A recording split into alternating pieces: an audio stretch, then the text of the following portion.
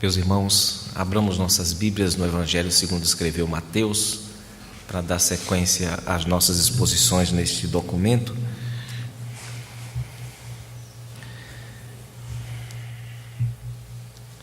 Evangelho segundo escreveu Mateus, capítulo de número 5.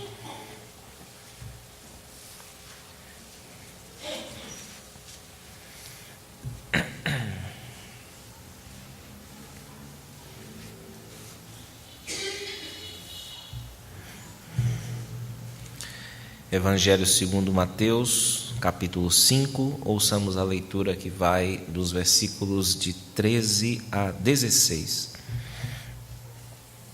Eles nos dizem assim: Vós sois o sal da terra. Ora, se o sal vier a ser insípido, como lhe restaurar o sabor? Para nada mais presta, senão para, lançado fora, ser pisado pelos homens. Vós sois a luz do mundo. Não se pode esconder a cidade edificada sobre um monte, nem se acende uma candeia para colocá-la debaixo do alqueire, mas no velador, e alumia a todos os que se encontram na casa. Assim brilhe também a vossa luz diante dos homens, para que vejam as vossas boas obras e glorifiquem a vosso Pai que está nos céus. Amém.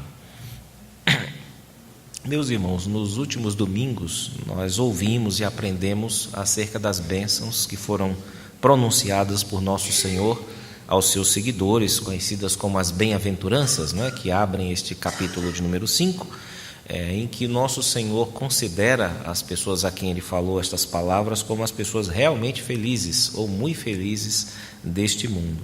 E com isso Ele está a nos preparar, a nós que nos apropriamos pela fé destas palavras, a entender que essas bênçãos não simplesmente caíram sobre nós ou nos revestiram, digamos assim, apenas como uma sobreposição sobre as nossas vidas, mas elas nos transformaram. Essas bênçãos, essas palavras de Cristo a nosso respeito, a respeito dos bem-aventurados, elas têm o poder de transformar os bem-aventurados, por assim dizer, em outra coisa, ou em outros seres, ou em novas criaturas, que aqui são chamadas de sal da terra e de luz deste mundo. Eu gostaria de observar a cada uma delas, nós vamos tratá-las de modo conjunto, por entendermos que, por tratarem de um mesmo assunto, de uma mesma identidade, de uma mesma função dos crentes neste mundo, e também especialmente pelo versículo de número 16, que de certo modo está ligado ao versículo 13, que é a função dos crentes neste mundo, nós vamos tratar das duas imagens juntamente, uma por uma agora. Observemos primeiro a de número 13, em que o crente é chamado de sal, O cristão, o seguidor de Jesus Cristo, é chamado de sal. E esse sal, é claro, deve ser entendido à luz do restante da descrição. É dito que ele é sal da terra, não apenas sal. A terra é o lugar em que nós vivemos, onde nos apoiamos, é o chão em que nós pisamos ou plantamos, a vida que nós levamos, a vida nesta terra entre pessoas pobres e pessoas ricas, pessoas justas e injustas, pessoas mansas, pessoas não tão mansas, pessoas puras e pessoas impuras. E ser sal da terra, dentro da linha de ser um bem-aventurado, é ser participante de tudo isso, é ser participante da vida que nós levamos. E nesse sentido a figura do sal é perfeita, irmãos, considerando que ele tinha, para a época, ou a época, inúmeras funções. Eu vou enumerar algumas aqui para conhecimento dos irmãos. Uma delas era fertilizante, o sal era fertilizante quando usado em quantidades moderadas, porque poderia prejudicar o solo. Para purificar rios também, o sal foi utilizado. O sal foi utilizado para preservar carne e também peixe, carnes de modo geral, e também para temperar comida, para dar gosto ao alimento. Até hoje esses usos, muitos deles se conservam. E tudo isso pode estar sendo contemplado aqui, nós não podemos reduzir a ideia de sal a um ponto apenas, sem correr o risco da alegoria, de fantasiar o texto, né? Já que aqui o ponto claro é o princípio ativo do sal.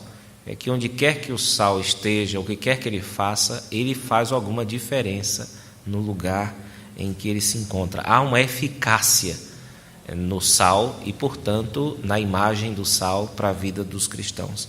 E, de igual modo, os cristãos são absolutamente necessários à vida deste mundo, na intensidade da sua vida. A vida do cristão é uma vida intensa e também no seu aspecto funcional. Porque o que é um crente, senão alguém que busca os valores do reino na sua vida? Então, é claro que se ele busca de fato esses valores do reino em sua vida, vai haver certamente um efeito da sua presença, um efeito das suas palavras, um efeito das suas ações na vida deste mundo. Agora, e se isso não acontecer? Não é? Essa é uma questão que o nosso Senhor coloca aqui. E se acontecer do sal não salgar, como é que fica?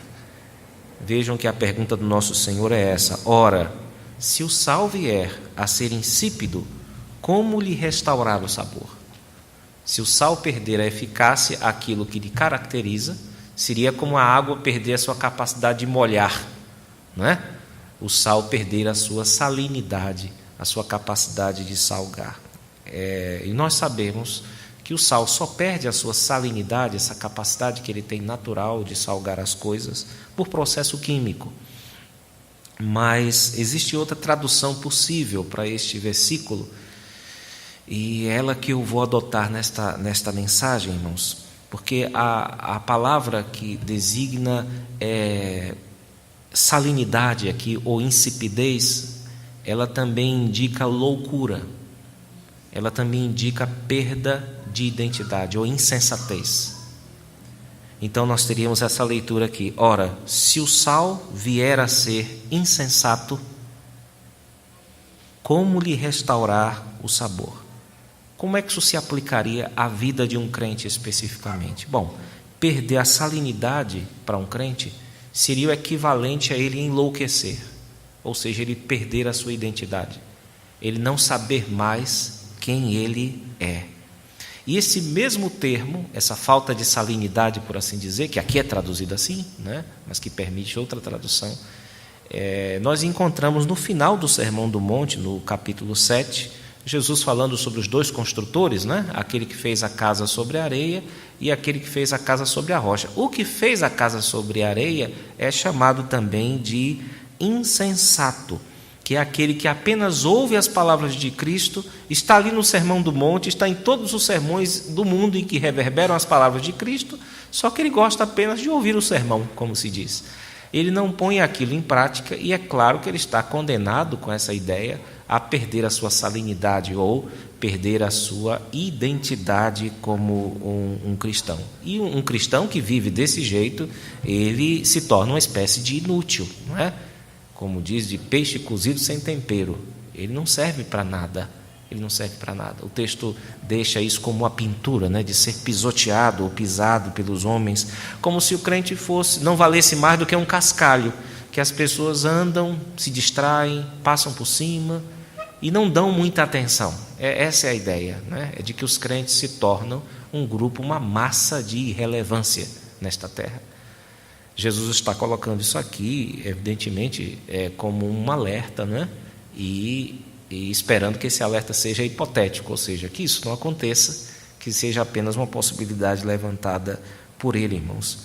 Porque ele espera, sim, que os seus servos, os seus discípulos, se envolvam nesta sociedade de modo crítico, é claro, e de modo eficaz. Não apenas um envolvimento, uma mistura, não é essa a ideia, mas a ideia de um envolvimento cuidadoso, crítico, separando as coisas de acordo com a palavra de Deus e assim tomando decisões que irão refletir uma eficácia desse sal da terra, irmãos. E o sal, com essas múltiplas funções que eu mencionei aqui, ele serve para estimular nossa imaginação, né? Então nós podemos pensar nos diversos usos do sal e meditar sobre essa palavra de Cristo, se nós temos de fato vivido como o sal desta terra.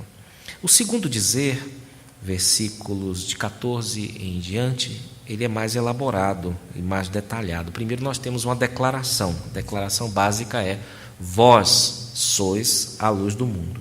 E depois nós temos dois como que provérbios para ilustrar aquilo que Cristo quer dizer. E a seguir ele tem uma conclusão, apresenta uma conclusão no versículo de número 16. Observemos parte por parte esse trecho, irmãos. O primeiro deles fala sobre a luz. A luz é uma figura muito importante na Escritura e ela possui também muitos sentidos. Primeiramente, aqueles ligados ao esclarecimento, não é? A inteligência, a percepção das coisas. E nós temos isso muito claramente em Deus, que é chamado de luz, né? Chamado daquele que nos dá clareza, que nos dá a graça de nos orientar no meio das trevas. Nós temos também o Filho de Deus, Cristo, que disse de si mesmo: eu sou a luz do mundo, aquele que me segue não andará em trevas, pelo contrário, terá a luz da vida. E nós temos também os crentes, que são chamados de filhos dessa luz, não é? São os fósforos. Fósforo significa literalmente portador da luz. Os crentes não são luz no sentido que Deus é e nem que o Filho de Deus é, mas nós recebemos a luz de Deus e nós portamos essa luz e somos chamados de filhos da luz. E aqui Cristo chega a nos chamar também de luz do mundo, mas evidentemente essa luz é derivada dele. Nós não temos condição de produzir nenhuma faísca, na verdade, por nós mesmos, mas nós estamos aqui num ambiente de graça, numa atmosfera de graça da parte de Cristo, irmãos. Então, os filhos da luz são aqueles que receberam a Jesus Cristo como Senhor e como Salvador das suas vidas. E, novamente, assim como no caso da figura do sal, os seguidores de Jesus Cristo são indispensáveis a este mundo. Assim como no lugar em que é só trevas, é indispensável quem tem uma lanterna, é indispensável quem tem um isqueiro, é indispensável quem consegue acender uma fogueira. É indispensável também para esse mundo que existam filhos da luz, porque o modo como a Bíblia trata esse mundo é que ele está em trevas absolutas, totais. E só a luz de Deus, por meio dos seus filhos, pode resolver as questões, irmãos, pode resolver os problemas. Mas para isso, os crentes devem cumprir o seu chamado e serem eles próprios referências, pontos de luz. Então você que se diz cristão, você é uma referência para as pessoas, porque o discurso que você tem é muito alto e as pessoas vão querer saber se de fato você pelo menos se esforça para atingi-lo, para alcançá-lo. E à medida que você faz isso, as pessoas veem você sim como referência, como alguém iluminado, como alguém que parece que de fato vive com Deus da luz. E para dar mais clareza a esse conceito de que os crentes são luz deste mundo, o nosso Senhor apresenta duas estruturas proverbiais aqui. Vejam os versículos 14 e 15. A primeira delas, versículo 14, ele diz assim: não se pode esconder a cidade edificada sobre um monte. Não dá para esconder, não é? Uma cidade que foi edificada num lugar alto. A ideia aqui é de que é impossível você esconder uma estrutura que foi criada de propósito para ser mostrada. Como Deus criou a luz para iluminar as trevas. Então não dá para você esconder uma cidade, já que ela foi feita, no caso, é possível que ele esteja aqui pensando em Jerusalém, uma cidade que foi construída no lugar alto, claramente é para ser mostrada, é para ser exibida, tanto de dia, pela própria estrutura de uma montanha, como também à noite, por causa das luzes, né? Então é natural que uma cidade alta, no lugar alto, se destaque. O primeiro provérbio, portanto, ele destaca esse ponto, irmãos, a impossibilidade de se esconder, do crente se esconder. Não dá para se esconder se você professa uma fé. As pessoas cedo ou tarde vão descobrir que você é crente. Cedo ou tarde isso acontece. Nem Jonas escapou disso, né? Jonas escondeu até onde pôde. Mas teve uma hora que alguém disse: peraí. Ou então lá na fogueirinha da capital, né? Em Jerusalém, Pedro lá se aquecendo em Jerusalém, e Pedro era do interior, né? Ele começou a falar e a mulher disse assim: epa, o seu sotaque te denuncia, você está com Galileu, você é do interior.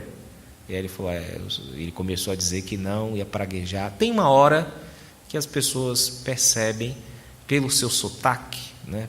Pela sua terminologia, pelo seu jeito de ser, ou que você é da causa, ou que você está traindo a causa, tá certo? Então é importante para nós lembrarmos disso aqui, o que nosso Senhor está dizendo nesse primeiro provérbio, é que não dá. Se Deus transformou sua estrutura, vai chegar um momento que as pessoas vão perceber. É claro que é vergonhoso, aquela coisa de você passou 5 anos numa repartição e alguém diz, uau, você é crente depois do 10º ano, né? A gente já sabe dessas histórias, mas o ponto aqui não é esse, não. O ponto é que as pessoas vão descobrir se você teve um encontro com Cristo alguma vez, se você está desleixado, se você está querendo escapar, porque Deus fez os crentes para serem destaque neste mundo, fez a igreja para ser um destaque neste mundo, irmãos. O segundo provérbio está no versículo 15, a estrutura proverbial, né?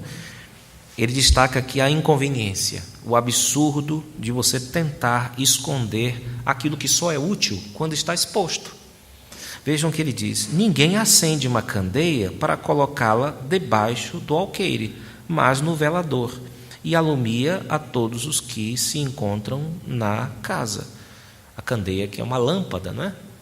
Que era posta naturalmente, como todas as lâmpadas que vocês veem aqui, elas são postas em lugares altos, né? Quando tem uma lâmpada posta em lugar baixo, diz respeito mais à decoração do que à funcionalidade, é mais decorativo do que prático, não é? Mas todo mundo sabe que a lâmpada costuma ser posta num lugar alto, mas aqui a ideia é de alguém que está pondo uma luz debaixo do balde, né, no meio de uma casa, como aquelas de Jerusalém, não tinha luz elétrica, nada, o pessoal pega uma candeia lá, em vez de colocar lá no velador, no lugar onde se coloca as velas, né, as coisas mais altas, ele põe lá debaixo de um pote para grãos, né, ele tampa. Então Jesus diz assim: vocês estão percebendo que isso é uma charge? Isso é uma espécie de absurdo que ninguém faz, mas tem gente que tenta fazer. E às vezes isso acontece com cristãos. E o que ele está dizendo aqui, no primeiro provérbio, é que os cristãos verdadeiros não podem se esconder, não é? Como uma cidade não pode se esconder. E ele está dizendo na segunda estrutura proverbial, no versículo 15, que os crentes não devem tentar fazer isso. Você não deve tentar esconder a luz que há em você. Você não deve se envergonhar do evangelho que te salvou. Esse é o ponto do nosso Senhor aqui, irmãos. E aí nós temos o versículo 16, que é a aplicação do ensino, né? Que é o idaí do ensino, para onde chegamos, não é? Ele se aplica também ao ensino do sal. O versículo 16 nos diz assim: assim brilhe também a vossa luz diante dos homens, para que vejam as vossas boas obras e glorifiquem a vosso Pai que está nos céus. Vejam que, quanto à ordem do sal, nós temos o texto paralelo em Marcos, capítulo 9, versículo 50, Jesus dizendo: tende sal em vós mesmos. É o que ele diz lá em Marcos, no texto paralelo. Ou seja, retenham esse traço distintivo de vocês, de serem sal. E agora nós temos com mais clareza a ideia de que o mundo sobre o qual Cristo nos fala aqui no nosso texto são pessoas. Então vocês são sal e luz desta terra, no sentido do convívio que vocês têm com as pessoas que serão alcançadas pela graça de Deus, irmãos. E como a nossa luz vem de Deus, as pessoas vão ver as nossas obras como um reflexo. E sempre que você vê um reflexo de luz, você busca o quê? Você busca a fonte de luz. De onde saiu isso? Então os crentes são o único povo do mundo que é capaz de fazer boas obras e não chamar atenção para eles. Nós fazemos boas obras verdadeiras como reflexos. E as pessoas imediatamente procuram saber de onde é que vem isso. De onde é que vem isso? De onde é que vem esse rasgo de luz? Se há rasgo de luz, há uma fonte de luz. E eu vejo que ela não está em você, mas você faz parte dela. Essa é a ideia aqui que Jesus diz que vai acontecer com as pessoas deste mundo quando virem a luz dos crentes brilhar. Elas vão voltar seus olhos para a fonte de luz, que é o Pai Celeste. Mas é preciso, é claro, muito cuidado com essa exibição, não é, da luz, e o capítulo 6 de Mateus tratará de equilibrar essas coisas, né? A abertura do capítulo 6 nos diz assim: guardai-vos de exercer a vossa justiça diante dos homens, com o fim de serdes vistos por eles. Doutra sorte não tereis galardão junto de vosso Pai Celeste. Então há um equilíbrio delicado aqui. É que haverá momentos na vida em que nós, como cristãos, seremos tentados a mostrar o quanto nós somos bons, o quanto nós somos competentes, o quanto nós somos maravilhosos. Nesse momento de tentação, nós devemos resistir e devemos procurar fazer as coisas o mais discretamente possível.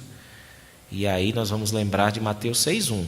Mas existem momentos em que nós somos exigidos para mostrar que de fato somos crentes. E então nós devemos lembrar de Mateus capítulo 5, versículo 16. Quando houver uma exigência de que a verdade seja estabelecida, de que a beleza seja estabelecida, de que a bondade seja estabelecida, de que a verdade de Deus venha à tona, aí os crentes são chamados a trazer essas coisas à luz, irmãos. Quando houver uma tentação de que você se envergonhe de se identificar como crente, se houver aquela iminência de um prejuízo que você vai ter financeiro, ou de emprego, ou com seus amigos, as pessoas querendo saber se vocês são crentes, abram a boca, testemunhem, digam que vocês conhecem Jesus, que vocês estiveram com Jesus. Vocês digam isso, porque isso é um rasgo de luz para a vida daqueles a quem Deus escolherá para a salvação. Você estará chamando a atenção para Deus Todo-Poderoso, irmãos. Nessa hora, então, é preciso brilhar. Alguém já disse com muita propriedade que um crente não deve... Ele deve fazer boas obras, mas não para ser visto, né? A frase toda é: um crente não deve... Ele deve ser visto fazendo boas obras, mas ele não deve fazer boas obras para ser visto. Então, isso é um equilíbrio delicado, e Deus há de nos ajudar, há de ajudar a todos aqueles que querem de fato viver como filhos da luz, como sal desta terra. Em resumo, irmãos, nós temos nesses versículos uma afirmação sobre a nossa identidade que é única. A identidade dos cristãos é única. Existe uma diferença básica entre quem é crente em Cristo e quem não é. Irmãos, esqueçam a ideia de que um crente é alguém que vem para a igreja, que senta nos bancos, que se adequa aos costumes, que aprende o evangeliquez, que aprende as palavras santas, que consegue falar igual um crente. Isso está ligado, é claro, a um processo de sociabilização, de convívio, mas não é isso que é ser crente. Ser crente é uma mudança que Deus operou a partir de fora na nossa natureza, transformando a nossa estrutura. Por isso que a Bíblia usa imagens como ser um órgão, ser transformado num órgão do corpo de Cristo. É por isso que a Bíblia usa a estrutura de uma nova criatura, ou de uma nova criação de Deus. Ou seja, ainda somos humanos, mas é como se não fôssemos mais, como se partilhássemos de uma nova natureza também. Lembrem-se disso, irmãos. A diferença entre um crente e um descrente é qualitativa, não é de quantidade de coisas que eles fazem. É uma qualidade de vida nova que foi implantada nele. Nós dizemos isso para que vocês não confundam. Essa pessoa, ela só falta ser crente. Ela é tão boa, melhor do que muito crente.